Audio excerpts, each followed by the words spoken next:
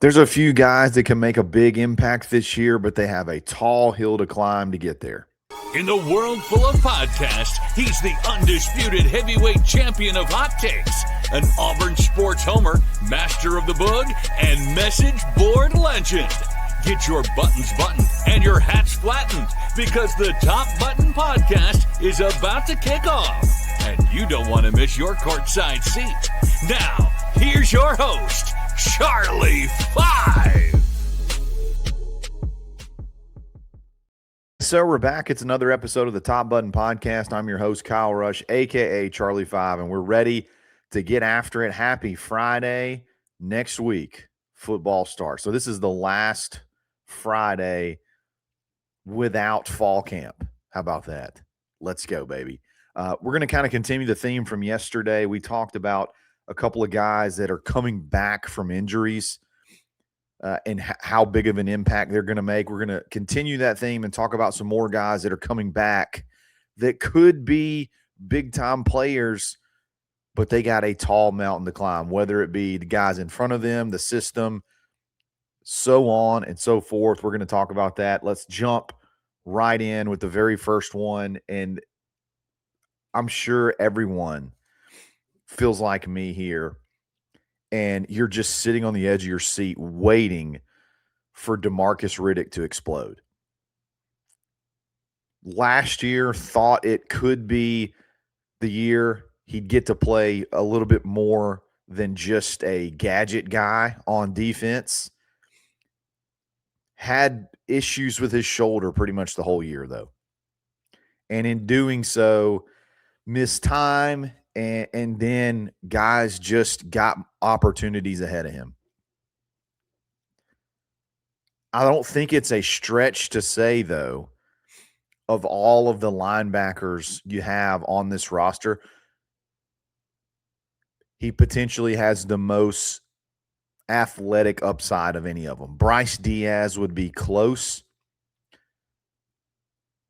but man, if he can put it all together, he's a guy that I feel like everybody's pulling for. You know, remember the whole storyline around him. Perry Thompson gets so much credit for that 2024 class, getting the ball rolling, the big flip, but DeMarcus Riddick was the first one. DeMarcus Riddick was the first one that was earlier, like a couple of days before that Big Cat weekend.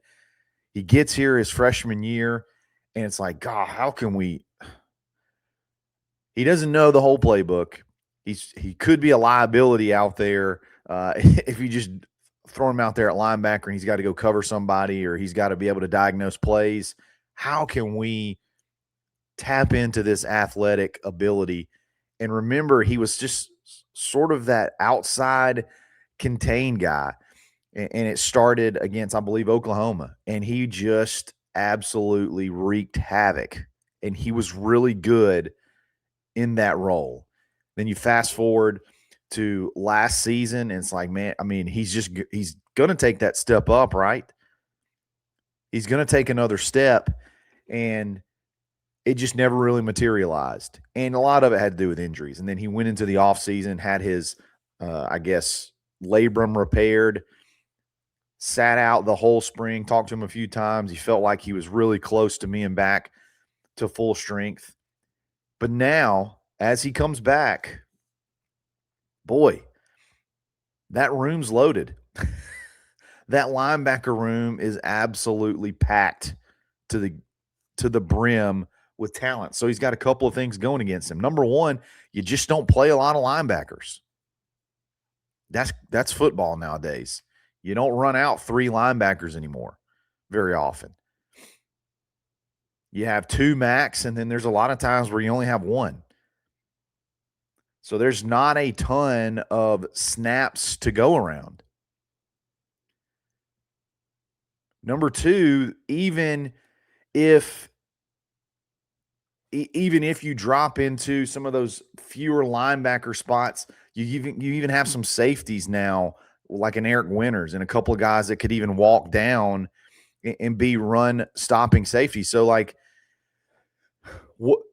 could it limit the formations where you have multiple linebackers out there?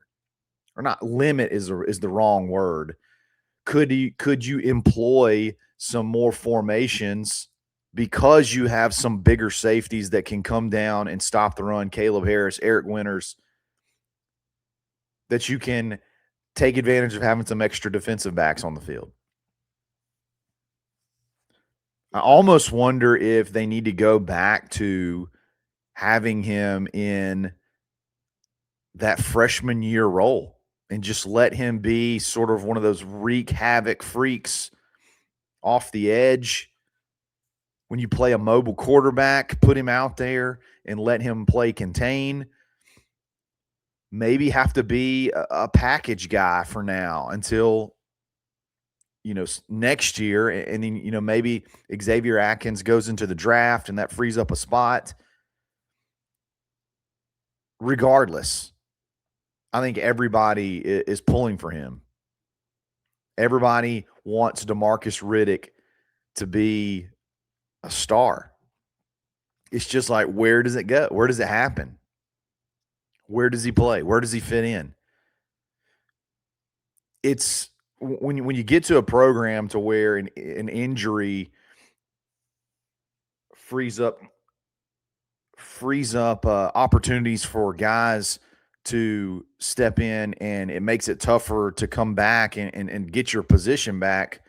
It's bad for like that particular player, but you talk about the healthiness of the room and like the talent that you bring in. It's a pretty good sign. I want to see DeMarcus get in there and be able to carve out some kind of role. I think he can help us big time. Again, we just don't have that type of athleticism. We got some great linebackers, but even as good as they are, I don't think any of them have the athleticism, top end speed that a DeMarcus Riddick could bring to the field. So I'll be definitely having my eyes on him next week, seeing where he fits in, where he's lining up. I wouldn't hate him coming off the edge, like having some packages where, he's coming off the edge in a pass rushing situation. Particularly if there's any struggles, particularly if you have any issues creating pressure with, your regular edge room and you need a little extra speed. Or it's just a obvious pass rushing down, and maybe you slide some of those edge rushers or those guys that come off the edge a little bit inside, so you have more pass rushers on the field, and then you can deploy DeMarcus Riddick on like a 3rd and long or whatever, and he's like a rush end / contain guy. He may have to carve a niche there. Pulling for him, though. We need him. Anytime you got a talented guy like that, you want to see him on the field as much as possible. A couple other guys we're going to talk about in just a second. But before we do that, let's give a quick shout out to the PTAC Precision Tune Auto Care.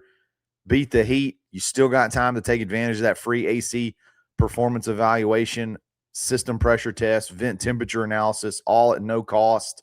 And then if there's any repairs over $300, they're going to give you $50 off. It's at the corner of Pepperell Parkway and Veterans, right there, smack dab in the middle of Opelika. It's not in the middle of Opelika, but right there in between Auburn and Opelika, right there on the line. And if you go between 7 and 9 a.m., you can get a $50 oil change. So can't beat it. And then if you're feeling crazy, you can go check out the bidet. It's spectacular. It's Precision Tune Auto Care. And then buyauburn.com. Do business with Auburn people everywhere. Hey, if you're an Auburn business owner, whether you went to Auburn or you're just a fan, you can list your business for less than $1 a day, and we're broadcasting this to thousands of Auburn listeners every single day. And then if you're an Auburn person who's looking to make a purchase or looking for a service, start with Auburn people, man. And buyauburn.com is the only place I know that you can guarantee that you're going to start knowing these are all Auburn people, man. I want to do business with Auburn people. It's buyauburn.com. We'll be back right after this.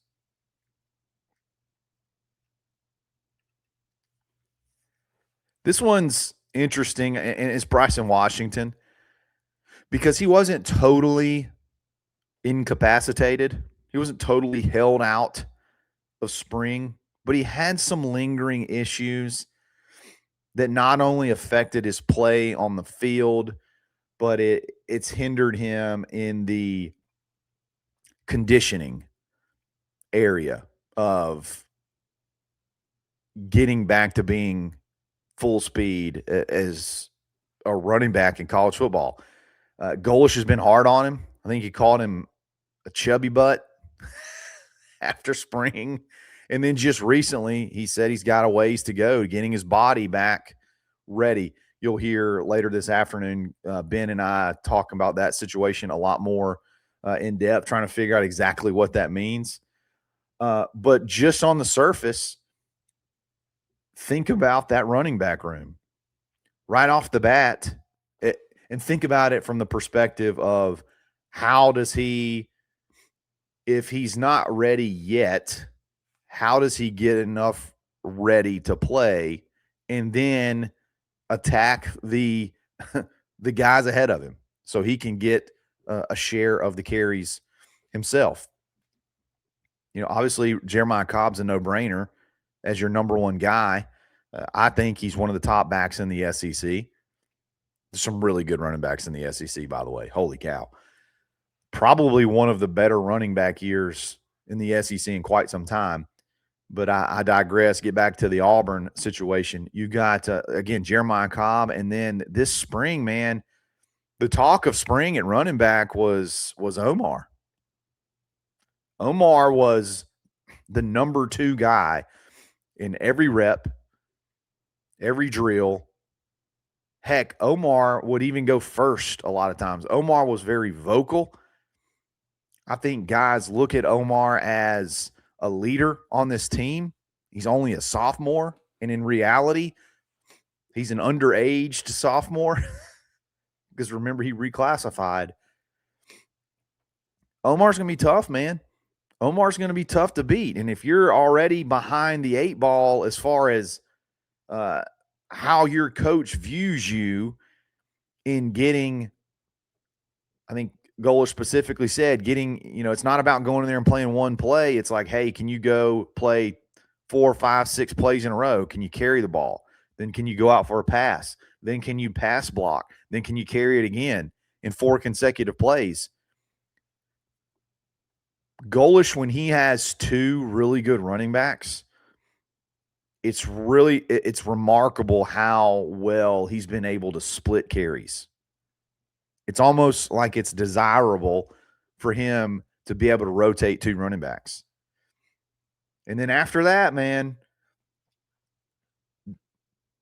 when you throw Byron Brown in there as far as sharing the carries, ain't going to be a lot to go around.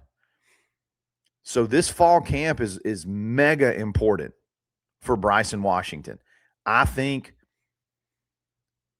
Auburn will be fine if Omar is your number 2 guy. And I don't even know that I can confidently say that Omar's not a better or just as good player right now as Bryson Washington. All I know is Bryson Washington is a 1,000-yard back.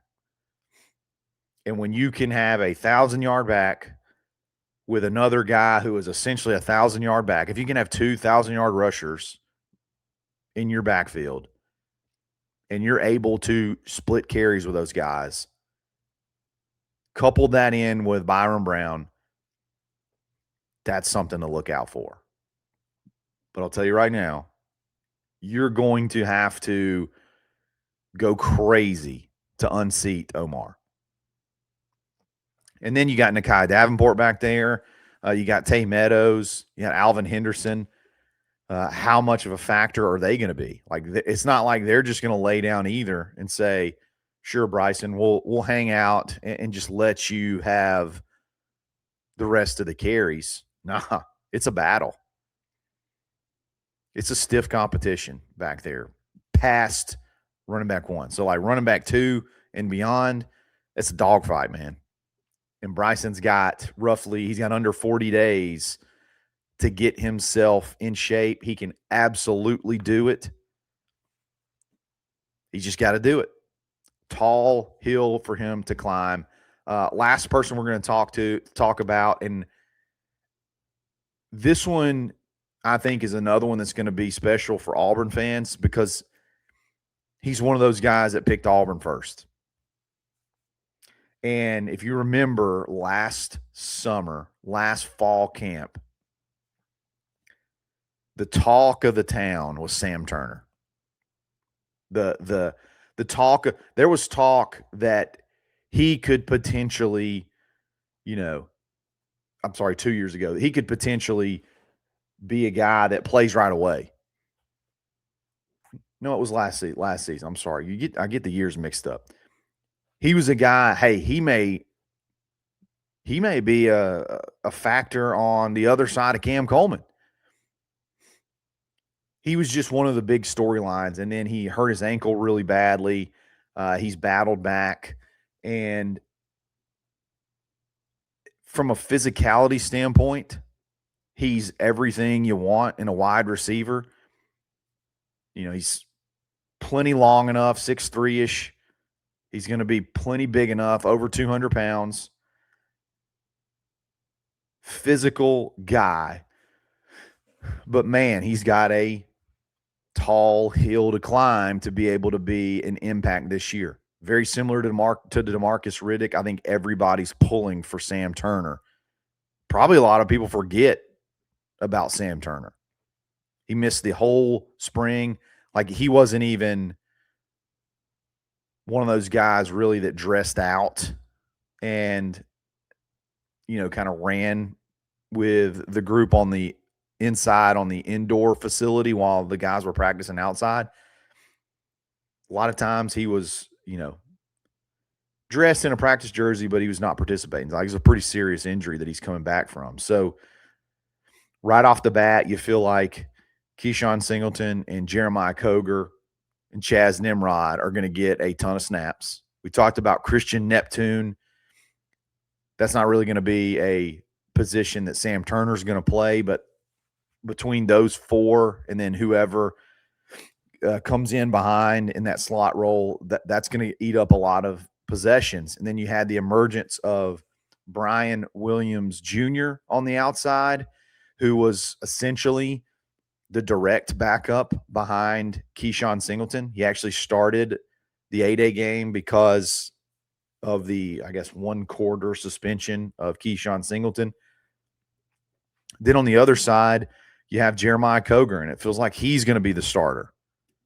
And then right behind him, you had Corey Pettigrew, transfer from South Florida. So right there, you got a 2 deep, and none of it includes Sam Turner as of now. So if he's back to full speed, where does he fit in? And he's got a lot of work to do. But again, this football team is better the better Sam Turner gets, I think. Really pulling for him. He's got a lot of work to do. Practice starts next Wednesday. I think there's going to be 4 practices next week. I think we get to see 3 of them. So that's fun. I think we get to go see Wednesday, Thursday, and Saturday. So we'll have so much to talk about, so much to speculate over. I'll really have my eyes on guys like this, see how they're moving, if they're back to full speed. There's a couple of offensive linemen that were transfers that were also non-contact that we'll have our eyes on as well. Tight end room had a couple to watch. But, man, these 3 right here are important because all 3 of them could be very, very vital to Auburn's offensive success this year. And then, obviously, DeMarcus Riddick on defense. Let me know what you think. Let me know which one you think can make the biggest impact, DeMarcus Riddick, Bryson Washington, or Sam Turner. and then who you're pulling for the most. You need to be pulling for them all equally, but everybody, there's guys you just have a soft spot for. DeMarcus Riddick's one for me. Got a soft spot for him. We kind of come from the same part of Alabama. Got some connections there, and then I still credit him a lot with sparking that that talent acquisition part of the Freeze tenure that we can at least say thank you for who was left. That's really good players that are on this roster. Guys, we're going to get out of here. Y'all have a great weekend. We'll talk again very, very soon. Make sure you like and make sure you subscribe. Hell, hit that alert bell. We got stuff popping up every single hour, it feels like. We'll talk again soon. Y'all have a great weekend. Stay buttoned. Thanks for listening, and drive home safely.